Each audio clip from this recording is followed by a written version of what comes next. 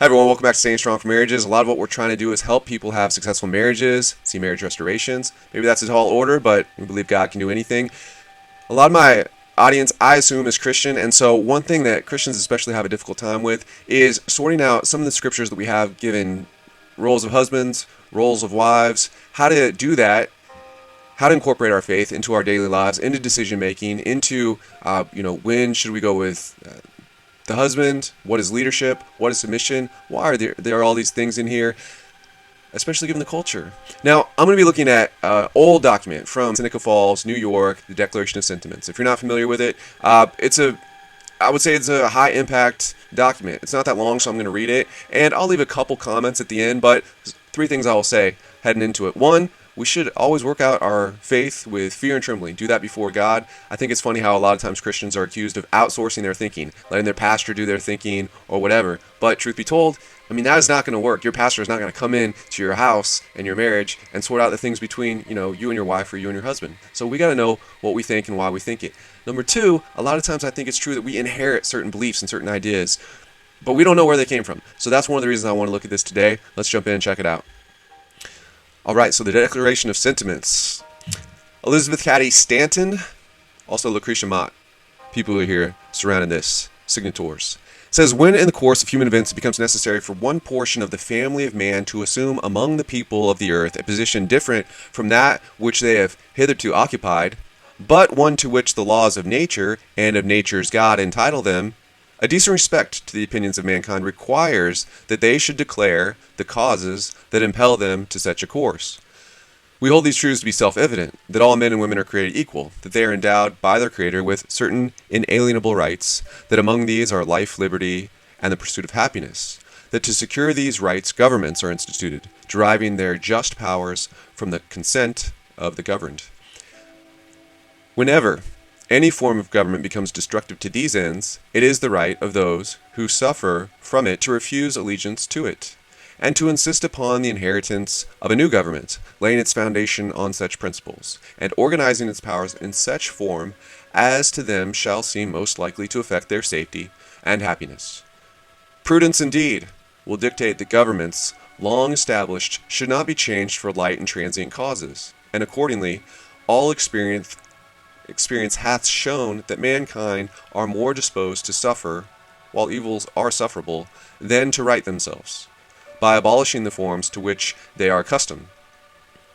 But when a long train of abuses and usurpations, pursuing invariably the same object, evinces a design to reduce them under absolute despotism, it is their duty to throw off such government and to provide new guards for their future security.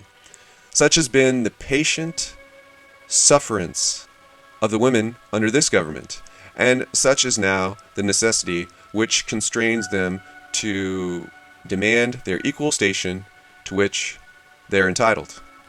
The history of mankind is a history of repeated injuries and usurpations on the part of man toward woman, having indirect object the establishment of an absolute tyranny over her. To prove this, let facts be submitted to a candid world. He has never permitted her to exercise her inalienable right to the elective franchise. He has compelled her to submit to laws, in the formation of which she had no voice.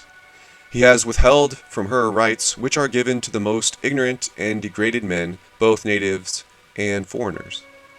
Having deprived her of this first right of a citizen, the elective franchise, thereby leaving her without representation in the halls of legislation, he has oppressed her on all sides.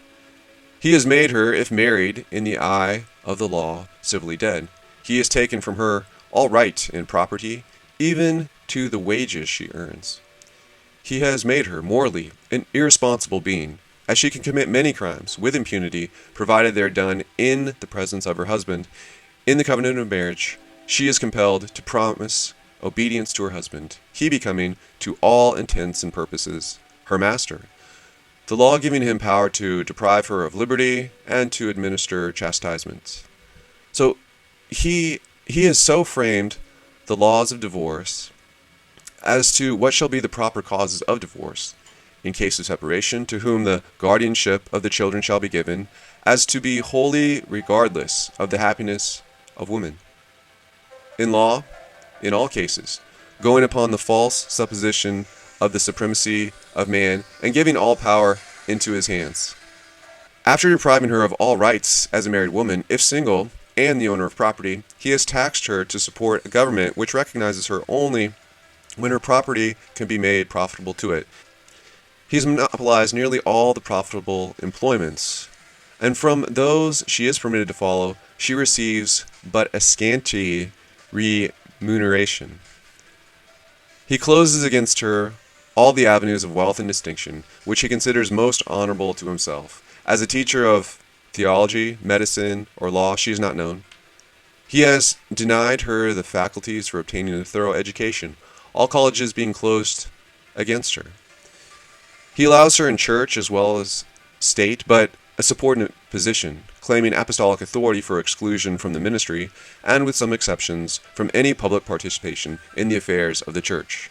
He has created a false public sentiment by giving to the world a different code of morals for men and women, by which moral delinquencies which exclude women from society are not only tolerated but deemed of little account in man. He has usurped the prerogative of Jehovah himself, claiming it as his right to assign for her a sphere of action when that belongs to her conscience and her God. He has endeavored in every way that he could destroy her confidence in her own powers, to lessen her self-respect, and to make her willing to lead a dependent and abject life. Now, in view of this entire disenfranchisement of one half of the people of this country, their social and religious degradation, in view of the unjust laws above mentioned, and because women do feel themselves aggrieved, oppressed, and fraudulently deprived of their most sacred rights, we insist that they have immediate admission to all rights and privileges which belong to them as citizens of these United States. In entering upon the great work before us, we anticipate no small amount of misconception, misrepresentation, and ridicule, but we shall use every instrumentality within our power to effect our object. We shall employ agents, circulate tracts, petition the state and national legislatures, and endeavor to enlist the pulpit and the press in our behalf. We hope this convention will be followed by a series of conventions embracing every part of the country, firmly relying upon the final triumph of the right and the true. We do this day affix our signatures to this declaration. And you can see Lucretia Mott, Elizabeth Caddy Stanton.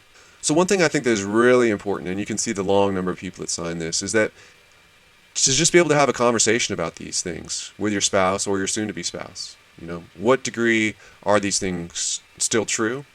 What degree is Christianity rightly criticized in this document? What's the right way to structure the roles of men and women within marriage? I would highly, highly suggest that if you're thinking about getting married, that you really drill down and you figure out, are you actually marrying a for real Christian person? Because I see posts all the time where people say, I thought I married a Christian and I didn't. And so if they're not really all the way in on the scriptures, good luck, trying to ever have the Christian marriage that you thought you were going to have. Either for women, a lot of times you see women complaining that guys don't do enough around the house with the kids. I've covered articles on this about happy wife, happy life. But, the guys aren't engaged enough. Basically, if I was to say it, that guys don't do enough leading. They don't take enough initiative. They're too passive. And so women are often longing for this, degree of engagement, you could say. Sometimes they call it intimacy, and sometimes it's all linked together. If you're a guy and you think that, you have certain expectations of God upon you to, approach marriage in a certain way, that he, kind of calls you to be in charge. If there's a disagreement, that someone has to have the deciding vote. If your wife isn't on board with that, if she doesn't see that as a great thing, a blessing, something that is taken off of her plate, something where she can learn to trust you over time, and that's going to build into the intimacy of the relationship. If she doesn't see it that way, it's going to probably not be the Christian marriage that you read about in the scriptures. Last thing I'll say that is really interesting is a lot of the posts that I see about divorce has a lot of this spirit that we read in here in this second paragraph about if something isn't working, if it isn't leading to happiness or safety, that it should be thrown off and done away with, and that a new in this, it's a government, but for many people, they're saying we should institute a new marriage, and that's going to be, something better that we're going to be able to set up. Just food for thought, things to consider in light of marriage. Like I said, sometimes we inherit ideas and we don't know where they came from. Well, this was the Declaration of Sentiments, 1848. We'll talk to you guys next time. Thanks, bye.